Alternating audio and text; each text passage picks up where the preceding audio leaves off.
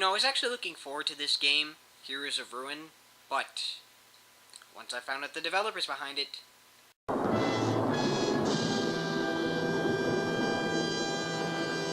all hope is lost. Let's get this over with.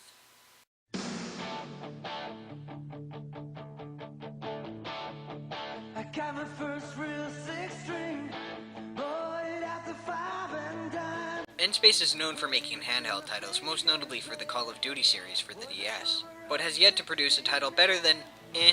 Their titles are known to be flawed, and while their products aren't terrible, they have a terrible track record. Sounds like the perfect people to bring out your newest IP. So, is Heroes of Ruin the next World Ends With You, or is it a bigger flop than the Crystal Bearers? Let's find out. The story places you, the hero, in a world of ruin. You're tasked with helping save a sphinx named Ataraxis who occurs and journey from dungeon to dungeon for a cure. The plot is pretty disappointing, especially for an RPG. There's no motivation to save this character. It doesn't feel like the world is going to end if this doesn't happen. Now, let me clarify something. I don't need every RPG to tell a compelling story, but at the very least, have a coherent narrative. For example, Borderlands didn't have a very strong narrative, but it was still fun to play, it was fun to explore the world, the characters were interesting, and the universe was enjoyable. For this kind of RPG, I expect at least a concrete plot from Heroes of Ruin, and you don't get anything. You don't get a fascinating world, you don't get any interesting characters, and what you do get is a tale that's so loose and bare bones that it feels like it's barely there at all half of the time. So, Heroes of Ruin falters on story, but can make up for it with its gameplay? Well, if Diablo is your craving, then this title might work for you. Might. Imagine if Diablo and Borderlands had a baby. That would be Heroes of Ruin. Just add in 4-player co-op online and offline with voice chat. Playing online is incredibly satisfying, especially if you can get a party of 4. Though the 3DS's microphone quality is pretty bad. There are 4 classes to choose from. The Gunslinger is the most popular, and for good reason. He's the only character that can use long-range weaponry and can easily kill enemies before they touch him. He's also the only character that for some reason carries around a gun in a land of swords and sorcery. The Alchemist has some abilities that allow long-range attacks, but overall it's just a weaker version of the Gunslinger that's not too unique. The Vindicator and Savage play basically the same. There's not too much of a difference, but they come with some different abilities. Speaking of which, every time your character levels up, they can choose to either purchase or upgrade current abilities. There's a few small things that are pretty convenient for this loot hunting game. Pressing up or down on the D-pad will auto-equip or auto-sell an item respectively. Selling items on the spot and auto-equipping is so convenient you'll be accustomed to quickly grabbing any loot you see. Lastly, the game is pretty lengthy. It took me about 30 hours to beat, and that's considering the fact that I didn't do any of the side quests or the daily challenges. So it all sounds good, right? Just an old school dungeon crawling RPG, you mix it in with your friends, grab some loot, good times, right? It is not. In fact, I've compiled a small list, if you will, of all the problems that this game has, and we'll go over a few of them. We'll leave some of them out because there is a lot of problems with this game. Let's start off with a nitpick. The game expects you to constantly explore dungeons for better loot and equipment, but at a certain point the equipment you can buy in stores is better than what you can scavenge. Top that off with the fact that money becomes so common because of all the items you'll be selling that it practically becomes useless. Another thing is that combat becomes repetitive with every character. Even with different abilities unlocking as you level up and purchase them, it gets monotonous pretty quick. And a lot of the abilities are useless or do very little damage, even with status effects, so you'll be spamming the same attack over and over again. The same thing goes with charging your weapon. You're better off just spamming the standard attack almost all the time. Heroes of Ruin also has incredibly long loading times.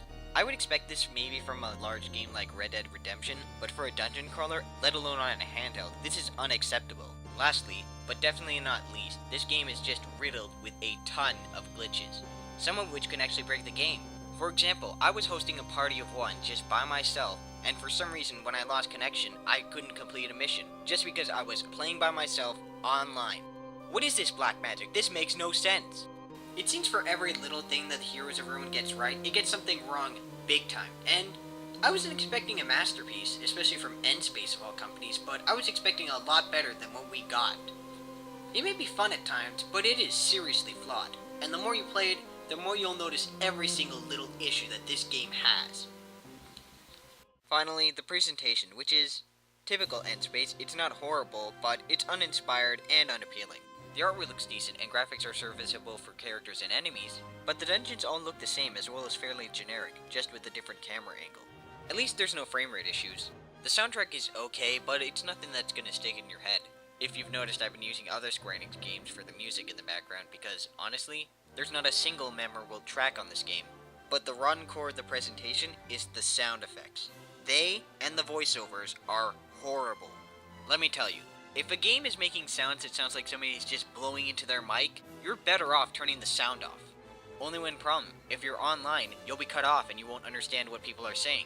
In fact, you won't even know if people are talking. It is awe-inspiring that the developers messed up with the presentation so badly that it actually affects the game's main selling point. You know, I feel bad. I mean, this is the second of the two new Square Enix titles that I felt just weren't that great. But at least Theatrhythm was a fine game in its own right, if a little bit unoriginal.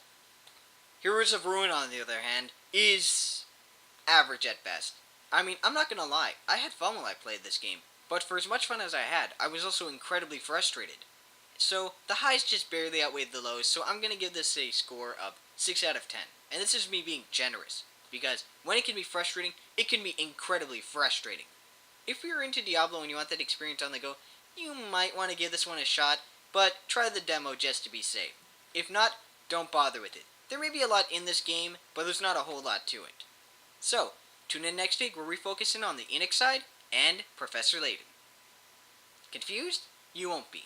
Until next time, game on, my friends.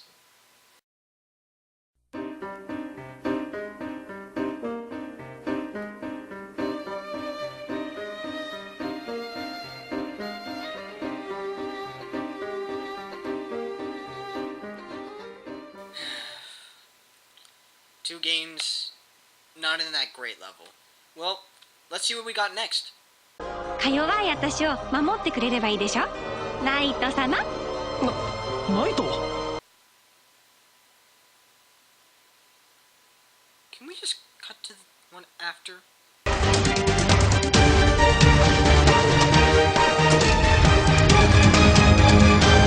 Show these motherfuckers what it means to be Son on Yi!